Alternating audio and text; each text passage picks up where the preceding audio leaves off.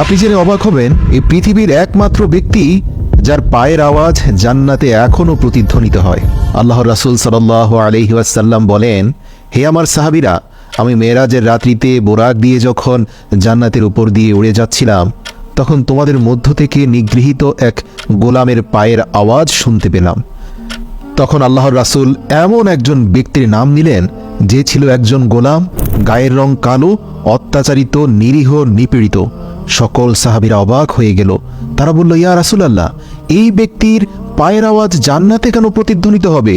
তখন আল্লাহর রাসূল বললেন, হ্যাঁ, এটা আমার কথা নয়, এটা সরাসরি জিবরাইল আমিন আমাকে বলেছেন, এটা আল্লাহর নির্দেশ।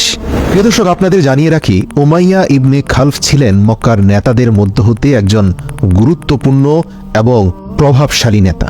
বলা যেতে পারে কুফর ও শিরকের এক শ্রেষ্ঠ উদাহরণ এই ব্যক্তি। তৎকালীন সময়ে তাকে বলা হতো মুসলমানদের জন্য এক জীবন্ত শয়তান। একদিন সে জানতে পারল যে তার এক দাস মূর্তি পূজা করতে অস্বীকার করছে এবং অন্য কাউকে নিজের মাবুদ বানিয়েছে। সে তৎক্ষণাৎ তার সেই দাসকে ডেকে জিজ্ঞাসা করল, আমি শুনেছি তুমি অন্য কোনো দেবতার ইবাদত করছো, সত্যি করে বলো তুমি কার ইবাদত করো? গোলাম বলল, আমি মুহাম্মদ সাল্লাল্লাহু আলাইহি ওয়াসাল্লামের রবের ইবাদত করি। উমাইয়া ইবনে খালফ এ কথা শুনে রাগে লাল হয়ে গেলেন এবং বললেন, মুহাম্মদের রবের ইবাদত করার মানে হচ্ছে তুমি আমার পবিত্র মূর্তিসমূহের শত্রু হয়ে গেছো।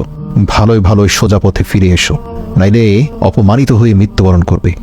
আমি কিছুতেই এটা সহ্য করতে পারি না যে তুমি একজন মূর্তির পূজারীর দাস হয়ে মুহাম্মদের ঈশ্বরের ইবাদত করো। কিন্তু সেই দাস কি উত্তর দিলেন জানেন?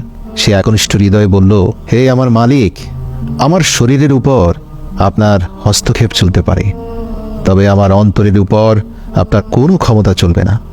আমি আমার হৃদয় এবং আমি আমার প্রাণ মুহাম্মদ এবং তার আল্লাহর জন্য সঁপে দিয়েছি।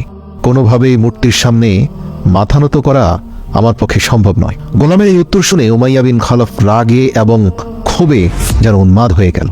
একজন কৃতদাস তার মুখের উপর এত সাহসিকতা প্রদর্শন করলো, এই মুহাম্মদের অনুসারীদের মধ্যে সাহস বেড়ে যাচ্ছে। সে কঠোরভাবে বলল, ঠিক আছে, তাহলে এবার তোর ধর্মত্যাগের মজা উপভোগ কর। আমিও দেখব কিভাবে মুহাম্মদ এবং তার ঈশ্বর তোকে রক্ষা করে। এরপর থেকে সেই গোলামের উপর শুরু হয় অমানবিক অত্যাচার।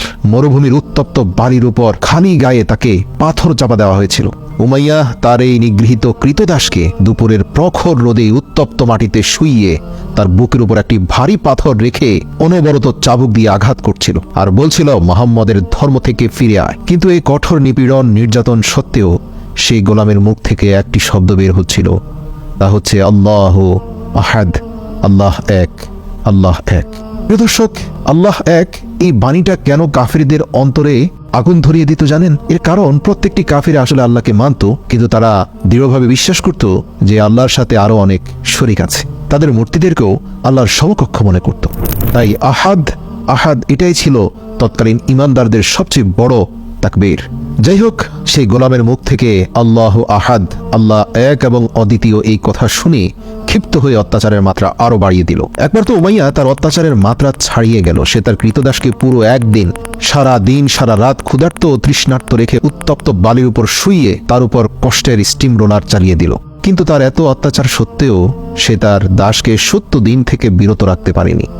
অবশেষে ক্লান্ত হয়ে উমাইয়া মক্কার কিছু বদমাশ ছেলেপেলেদেরকে ডেকে আনলো এবং তাদেরকে বলল, এই কৃতদাসকে এতটা যন্ত্রণা এবং কষ্ট দাও যাতে সে মুহাম্মদ এবং তার রবের নাম নিতেও ভুলে যায়। এই বদমাশ ছেলেরা উমাইয়ার সন্তুষ্টি লাভ করার জন্য সে অসহায় কৃতদাসকে অত্যন্ত বাজেভাবে মারধর করতে লাগলো।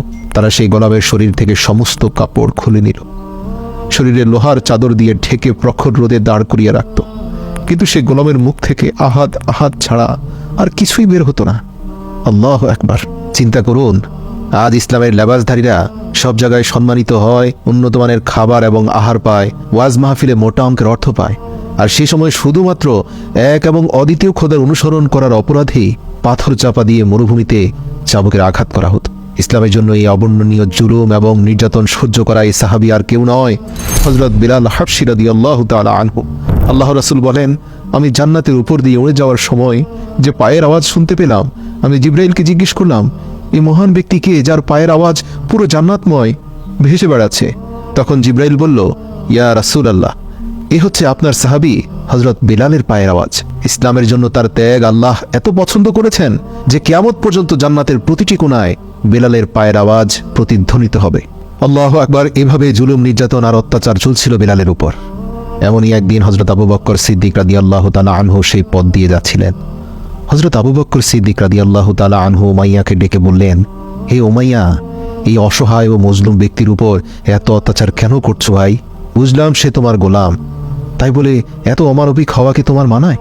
সে যেহেতু এক এবং অদ্বিতীয় আল্লাহর ইবাদত করে, তুমি তার উপর একটু এহসান করলে এই অনুগ্রহ প্রদর্শনের জন্য পরকালে তুমি আল্লাহর কাছে অনেক যাজা খায়ের পাবে। এ কথা শুনে উমাইয়া অত্যন্ত ঔদ্ধত্যের সাথে বলল, আমি তোমার এইসব কাল্পনিক আখিরাতের ধারণায় বিশ্বাস করি না। আমার মনে যা আসে আমি তাই করব। হযরত আবু বকর সিদ্দিক রাদিয়াল্লাহু তাআলা আনহু এই উত্তর শুনে খুবই ব্যথিত হলেন।